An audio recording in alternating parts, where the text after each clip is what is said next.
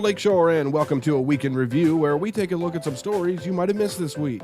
After taking off a year last year due to COVID, the Lakeshore Balloon Glow is back and bigger than ever in 2021.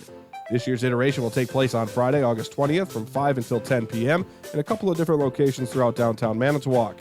A multitude of hot air balloons, which will remain tethered to the ground, will inflate and light up the Lakeshore skyline once dark hits, and that will be followed by a fireworks show, closing out the festivities for the evening. For the first time since 2009, Manitowoc will be the host city for the Tour of America's Dairyland Bicycle Racing Series in a little less than 2 weeks.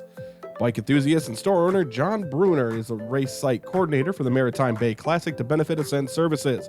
He told us the event will be taking place in the streets of Manitowoc, June 21st and 22nd. Do you remember this cute little puppy? Well, he was struck by a car back in March and was being cared for by the fine folks at the Lakeshore Humane Society. I'm happy to report Culligan has now found his forever home. The Humane Society thanked everyone who contributed on Facebook, saying, "We could not have done this without you." And on the sports front, Manitowoc Lincoln High School graduate Eric Fogletons wrapped up his collegiate running career this week on the NCAA Track and Field Championships in Eugene, Oregon. Fogletons competed for the Cyclones of Iowa State University, finishing 12th in the semifinals of the 400-meter hurdles with a time of 50.48 seconds. That was his best ever time and the best finish he's ever had at the NCAA Championships. And if you haven't done so yet, there's still some spaces available for the Save the Flame golf outing next Saturday. Participants will take part in a 4-person scramble through 18 holes with lunch provided and a cart.